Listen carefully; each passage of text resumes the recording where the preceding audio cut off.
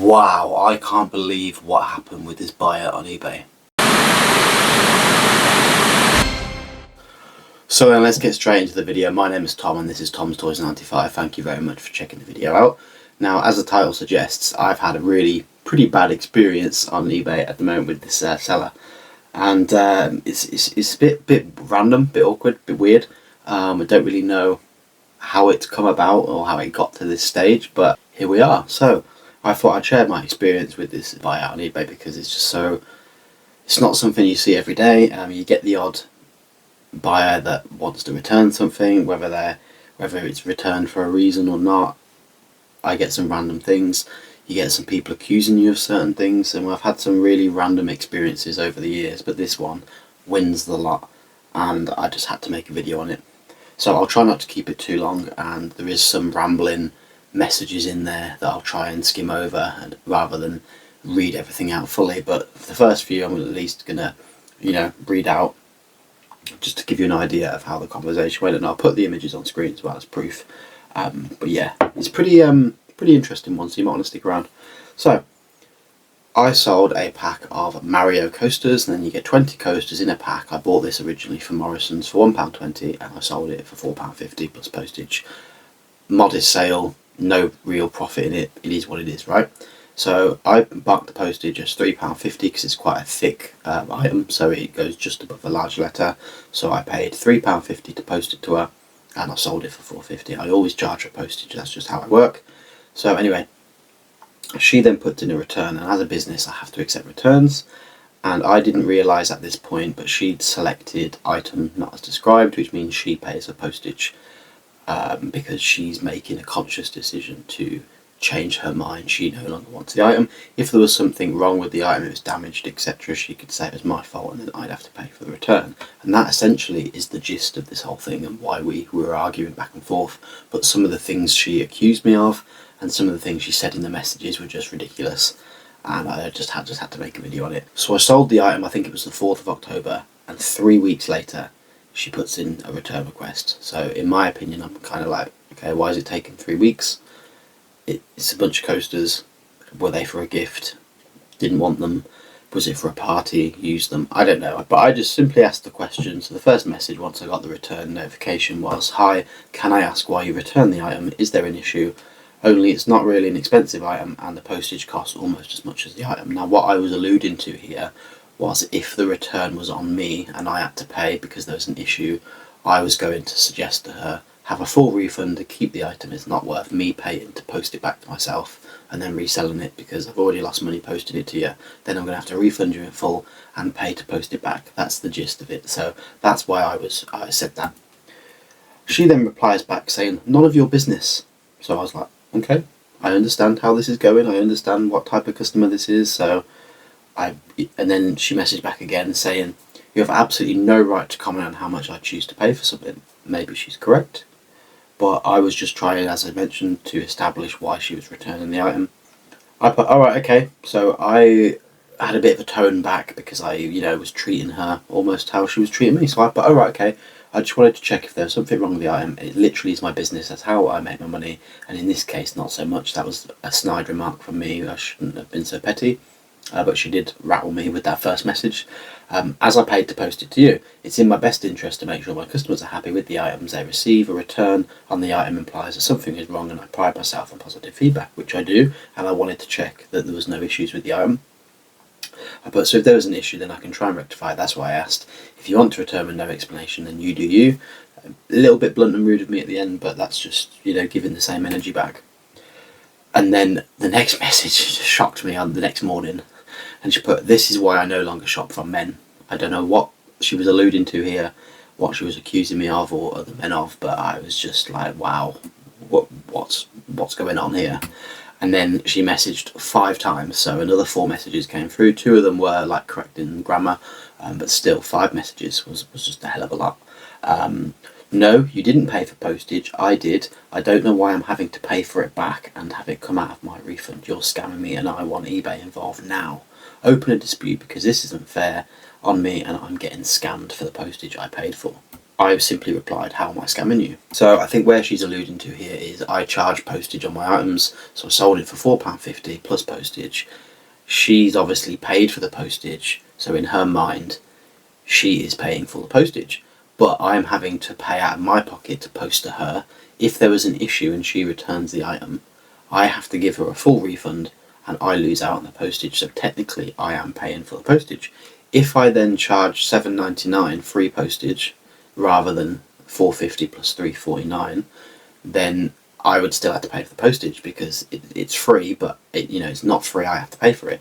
So either way, I'm paying for postage. I understand where she's coming from when she says I paid for it, but at the end of the day, when she gets her refund, I've paid for postage.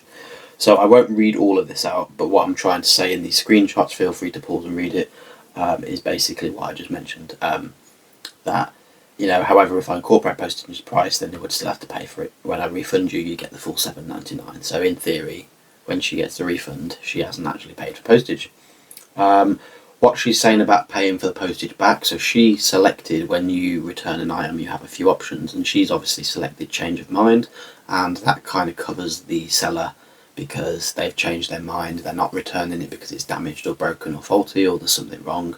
They're returning it because they have just changed their mind. So yes, you lose out on postage to them, but they pay to send it back to you, and as a business you have to accept returns. So I didn't realise she'd selected that option, so I was just trying to investigate what the issue was. So she's like, I want eBay involved. Now, I don't believe a thing you're saying. If you were telling the truth, which you aren't, then I wouldn't have to pay postage back. So she's accusing me of lying now. So I did send a few long paragraph messages because I'm trying to explain what I've just explained to you, where if I charged free postage or not, the outcome is exactly the same. Whether she gets a refund or not, it's exactly the same. She'll get the same refund whether I've charged postage or got free postage. And I've tried to explain to her that if it's her change of mind, and she doesn't have to tell me why she's changing her mind, that's fine. If she wants to be like that, she can. But I'm just trying to explain to her the different scenarios. So on one scenario, I'll pay for postage because it's my fault, and on her side, she now has to pay for postage because she selected that reason, and that's on her essentially. So I won't read it all out, but I send this big long message trying to spell it all out to her, and then she replies back with, unless this is coming from eBay directly, then I don't believe any of it. Also, I'm not reading any of that, so that's fine. I was just trying to help. I was simply just trying to help a customer understand what's going on. So I put, okay, no problem, have a great weekend. And then she replied back, I'm opening a dispute with eBay, or I'll leave a negative review.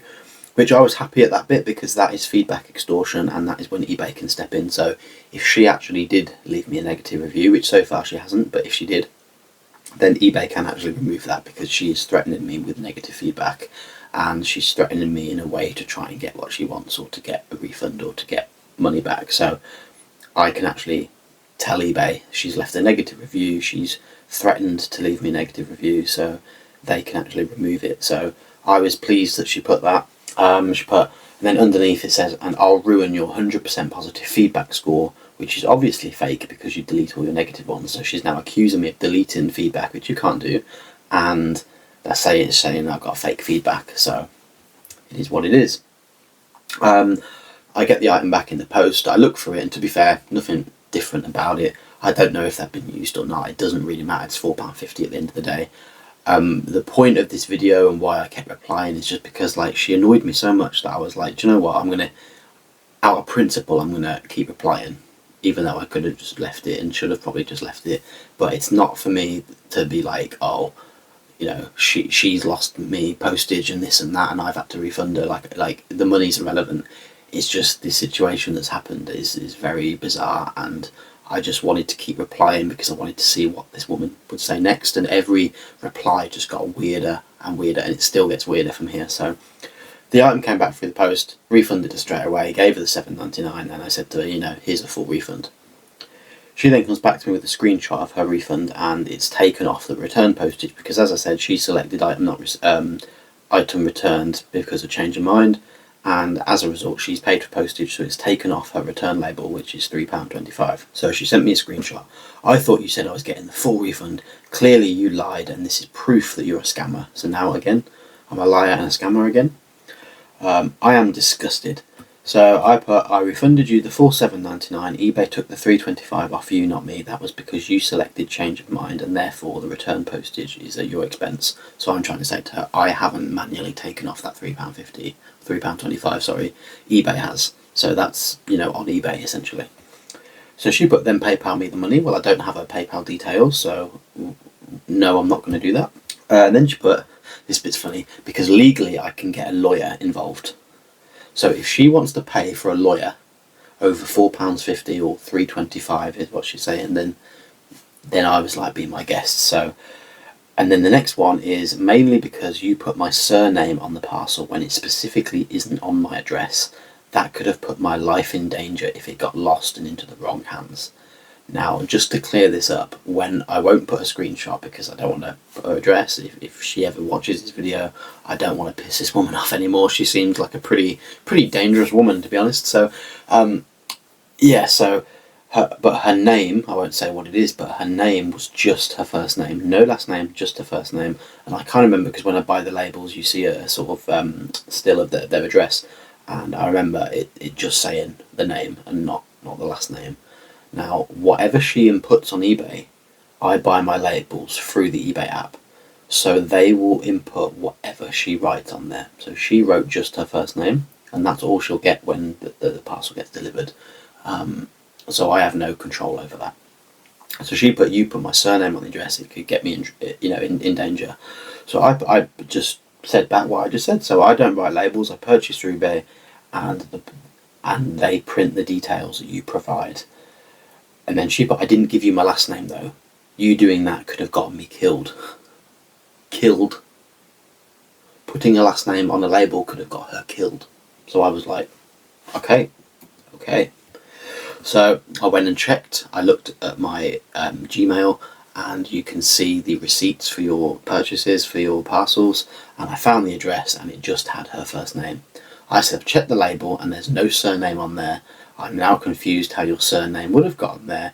You're more than welcome to get a lawyer involved if you want to. So I'm saying to her, if you want to spend 200 to 300 quid on lawyer fees, go ahead. Over £3.25, be my guest.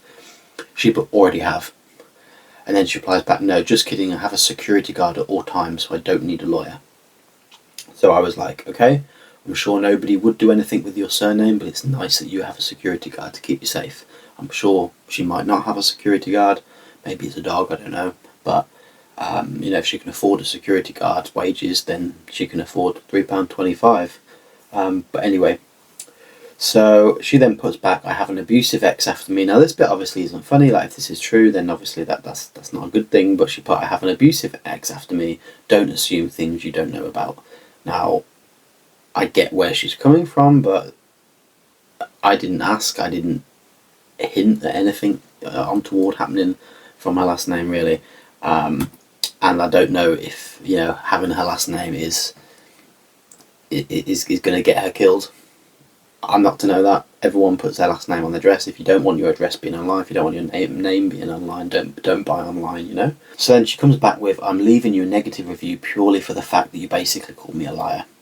And then I was like, when did I call you a liar? She put, when you said I'm sure nobody would do anything with your surname. Well, okay, that was a general sweeping generalisation, and maybe I should not have said that. To me, that says you don't care about the fact that women can't sleep soundly at night when they have somebody actively after them. Now she's accusing me that I don't care about women and I don't care about their safety. I had absolutely no context when I said that statement. I had absolutely no idea that she had an abusive ex after her. So how was I to know that? And then, yeah, it kind of gets a bit weird. So, yeah, I left it there, and I didn't know how to reply after that, so I just left it. So, what would you do in that situation? I probably shouldn't have replied as much as I did, but halfway through I was just like, this woman is annoying me, so I'm going to keep replying, try and be as professional as I can, and, see what happens, because each message was just getting weirder and weirder, crazier, and it just kept building up. And I've never had like anything on eBay like this that's happened before. I've had a few random things, but nothing as random or weird as this. But yeah, let me know your thoughts in the comments below. And let me know your experiences. Have you ever had anything weird or random like this happen? And should I block the lady? I don't know. We'll see. But yeah, bit of a weird experience. She didn't leave negative feedback. Well, obviously it's quite stressful because you're constantly refreshing, waiting for that negative feedback to come in. But luckily, I've got that message of her accusing me of lying to her and being a scammer and saying that she's going to leave negative feedback. So I have that extortion if she ever does. So yeah, leave your thoughts in the comments below. Leave your experiences, and I will see you on the next video. Thank you for watching.